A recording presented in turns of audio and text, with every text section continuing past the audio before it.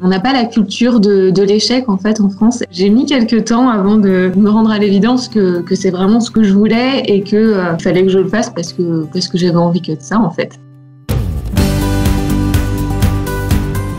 À quel moment vous avez eu cette idée d'une sandale qu'on peut planter? Je m'étais toujours dit qu'un jour, j'allierais mes deux passions, à la fois ma passion pour les plantes et celle pour les chaussures, pour faire quelque chose qui ait du sens pour la suite. Justement, quand j'étais dans la chaussure, je me suis rendu compte que, contrairement aux vêtements, la chaussure était plus difficilement recyclable, puisque une chaussure, ça contient du cuir, du métal, de la colle, du tissu, et j'en passe. Et c'est la raison pour laquelle j'ai décidé de créer des chaussures 100% végétales, sans produits chimiques, pour qu'elle puisse être plantée et être compostable. Combien de temps dure une chaussure, Amy? Celle-ci, je l'ai au pied depuis 2 saisons. Elle n'a pas bougé. L'objectif, en fait, c'est vraiment que la chaussure soit quand même durable. Si on fait attention à la chaussure, elle peut durer aussi longtemps qu'une paire de chaussures lambda. En revanche, le fait qu'elle soit dans l'eau de façon prolongée, qui va entamer leur biodégradabilité. Est-ce que vous avez peur de vous lancer? Oui, on n'a pas la culture de l'échec en fait en France, et c'est vrai que c'est quelque chose qui moi me faisait peur aussi.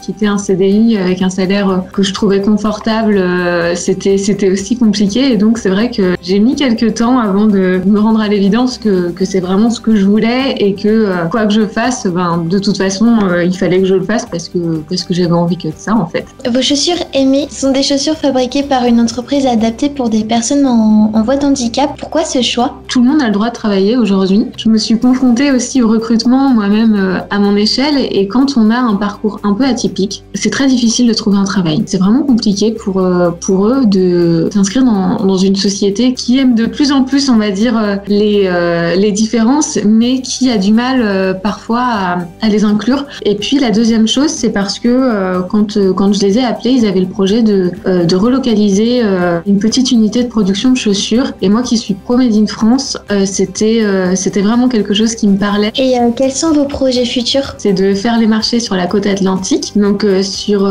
Saint-Gilles-Croix-de-Vie et les Sables d'Olonne en Vendée. L'objectif de tout ça, c'est vraiment d'aller à la rencontre des gens, des clients, de tout le monde, et puis derrière de créer du lien. Mais c'est ça, c'est vraiment derrière ce nom-là, il y a la passion, il y a le fait de respecter aussi les personnes qui fabriquent les modèles. On a parfois tendance à oublier aussi que derrière la fabrication de matière, il y a des gens. Vous diriez quoi à celles et ceux qui voudraient se lancer dans une industrie locale et responsable, mais qui n'osent pas se lancer? Oui, ça peut faire peur. Oui, c'est des sacrifices. Il faut juste vraiment, je pense, en avoir vraiment envie, et sinon, juste y aller, croire en soi. Aujourd'hui, on sait, mais on fait moins. Et je pense que c'est important de faire parce que c'est ce qui fait qu'on existe en fait. Donc voilà le conseil que j'aurais à donner.